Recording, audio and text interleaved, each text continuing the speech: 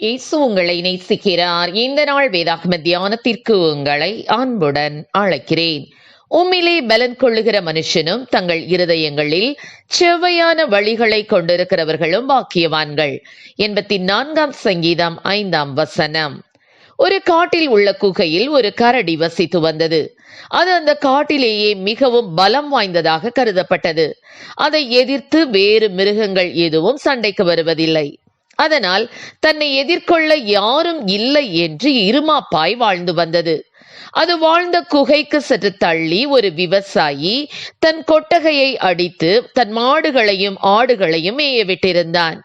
அதில் ஒரு காளை மாடு மாத்திரம் தனியாக ஓரிடத்தில் மேய்ந்து கொண்டிருந்தது. இந்த கரடி அதை பார்த்தது. அந்த காளை மாடு தூரத்தில் இருந்து பார்த்தபோது மிகவும் பலம் வாய்ந்ததாக காணப்பட்டது. கரடி கொஞ்ச நாட்களாக அந்த காளையை கவனித்து பார்த்து வந்தது. அதனிடம் தன் பலத்தை காட்ட வேண்டும் என்று தீர்மானித்தது. ஒரு நாள் அப்படி தீர்மானித்து அதை நோக்கி அடியெடுத்து வந்தது. காளை கரடி தன்னை நோக்கி வருகிறதை கண்டவுடன் உஷாரானது.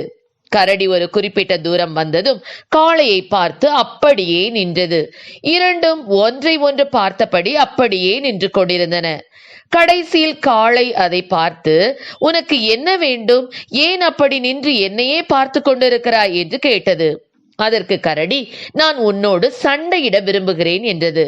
அதற்கு காளை ஏன் என்று கேட்டது. கரடி, நான் உன்னை விட பலமானவன் என்று என் பலத்தை காட்டி அதை நிரூபிக்க விரும்புகிறேன் என்றது. காளை சிரித்துக்கொண்டு, நான் ஏதோ உனக்கு வேண்டும் என்று விரும்புகிறாய் என்று நினைத்தேன். என்னிடம் நீ நெருங்க முடியாது. என் கொம்புகளால் உன்னை குத்தி விடுவேன் என்றது. அதற்கு கரடி, என் கூரிய நகத்தினால் உன்னை 2 துண்டாக்கி விடுவேனாக்கும். நான் தான் காட்டின் ராஜா என்றது. நீ காட்டின் ராஜாவானால் அங்கே போய் உன் பலத்தை காட்டு. ஏன் புல்வெளிகளில் வந்து காட்ட விரும்புகிறாய்? நீயும் நானும் பகைஞர்கள் அல்லவே என்று காளை கேட்டது. அதற்கு கரடி, இல்லை, என் பலத்தை காட்டத்தான் வேண்டும் என்று அழுத்தி சொல்லி அங்கேயே நின்றது. அப்போது காளை, நீ என்னோடு இருக்கும் மற்ற மாடுகளை அடித்தாயானால் நான் உன்னை எதிர்ப்பேன். நான் உன்னை குத்தி அதனால் உனக்கு காயம் ஏற்பட்டால் உன் குடும்பம் என்ன ஆகும் என்று யோசித்தாயா என்று கேட்டது. அப்போதுதான் கரடி, நான் அதை யோசிக்கவே இல்லையே, சரிதான் நீ சொல்வது என்றது. காளை, நான் பாட்டிற்கு எந்த வம்புக்கு போகாமல் இங்கு மேய்ந்து கொண்டிருக்கிறேன். நீயும் போய் உன் காட்டில் உன் வேலையை செய் என்று சொன்னது. கரடி திரும்ப காட்டிற்குள் போன போது சமாதானமாய் போனால் யாரும் தோற்க போவதில்லை என்ற பாடத்தை கற்றுக்கொண்டது. ஆம், எனக்கு அருமையானவர்களே, சில வேளைகளில் தேவையில்லாமல் சிலர் மற்றவர்களிடம் வம்புக்கு செல்வதுண்டு.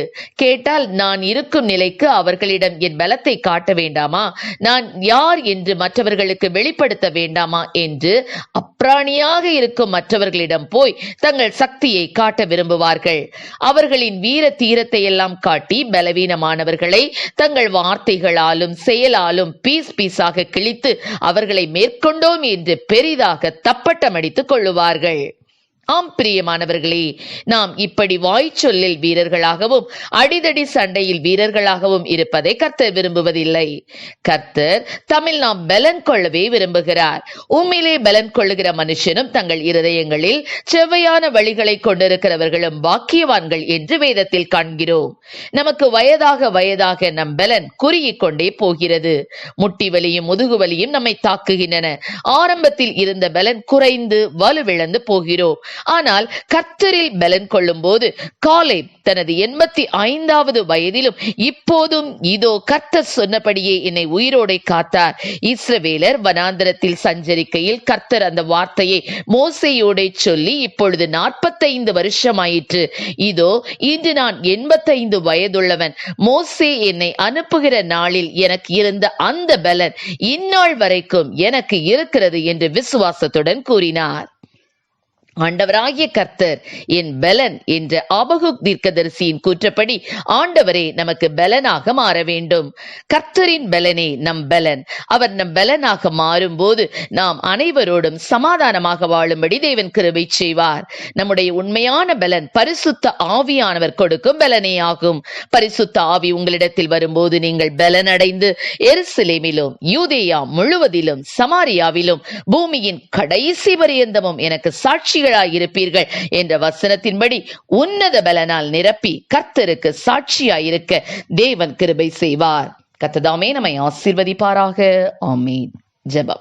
எங்களை அதிகமாய் நேசித்து நடத்துகிற எங்கள் அன்பை பரலோக பிதாவே, அப்பா ஆண்டவரே, கர்த்தரை எங்களுக்கு கொடுத்த பலனினாலே ஆண்டவரே நாங்கள் மற்றவர்களை கர்த்தாவே அற்பமா எண்ணாதபடிக்கு ஆண்டவரே ஸ்தோத்திரம் அப்பா. உண்மையிலே கர்த்தாவே பலன் கொண்டு கர்த்தாவே மற்றவர்களுக்கு சாட்சியாய் வாழக்கூடிய கிருபைகளை நீர் கொடுப்பீராக ராஜா. ஸ்தோத்திர ஆண்டவரே, தங்கள் இருதயங்களிலே கர்த்தாவே ஸ்தோத்திர மேட்டிமையான எண்ணங்களை கொள்ளாதபடிக்கு இருதயங்களிலே செவ்வையான வழியை கொண்டிருக்கக்கூடிய கிருபைகளை கொடும். ஆசீர்வதியும். இயேசுவின் நாமத்திலே ஜெபிக்கிறோம் நல்ல பிதாவே. ஆமீன்.